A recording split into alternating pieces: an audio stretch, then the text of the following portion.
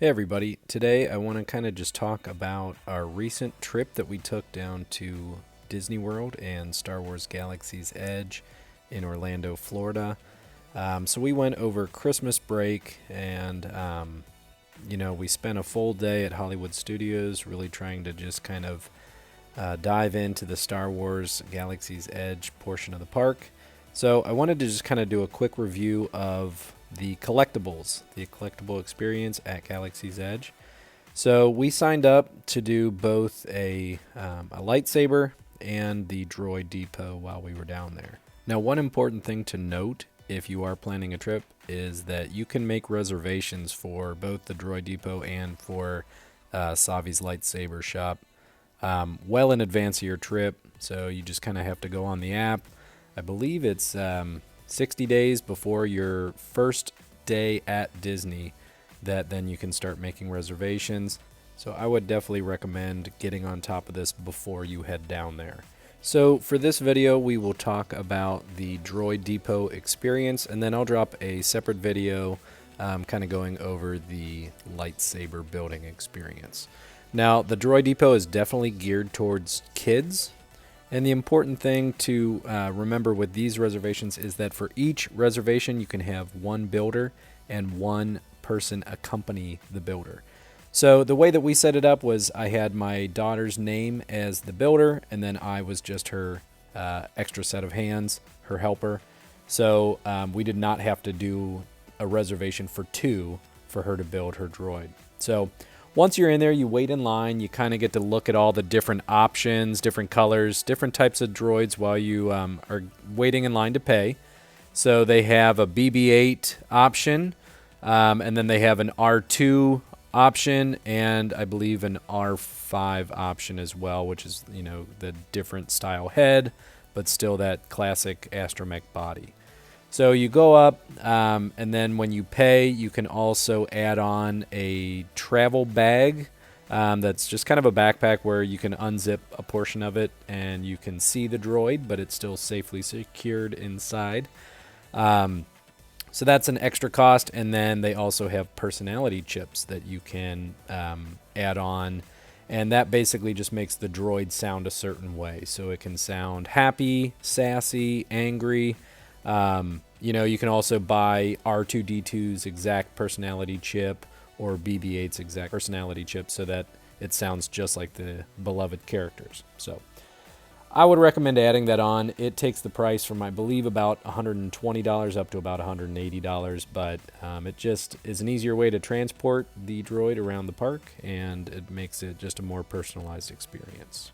So then once you're all paid up, they give you a little metal tray, and you get to go over to a conveyor belt where it's just a ton of different droid parts that kind of come around on the conveyor belts, and you pick the components that you want. So they have different bodies, different legs, different heads, and you pick all of those. They have a couple different colors, not quite the color options that I would have liked, but they had at least black, white, red, and blue, I believe, were the four options. And then for the R2 domes, they did have a couple extra options where it was, the silver with quite a few different options. So we went with purple and silver for the R2 dome, and then we went all white for the body and legs.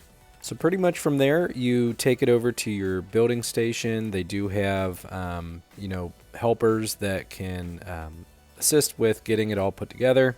You use a little screwdriver to attach the legs. Everything else pretty much clicks together. There are a couple extra little parts that you can add some more color. So we added some blue to the legs and to the body. And I think they had for purchase afterwards where you could buy little sets of purple or rose gold or different colors. But we opted just to go with what came with the unit on that one. So you build it together, and then they connect basically the controller to it. So they do a cool little process where you put it inside a box, press a button, and then it kind of lights up and comes to life right in front of your eyes. So then they take it out. They give the builder the controller and kind of teach you how to use it.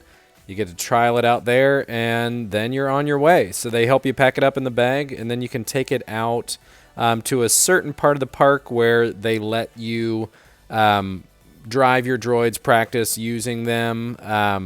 But otherwise, they kind of discourage you from taking them out of the carrying cases while you're at the rest of the park. They obviously don't want droids rolling all over the area, but it is nice that they have just like a little mat area where the kids can play around with them and try them out.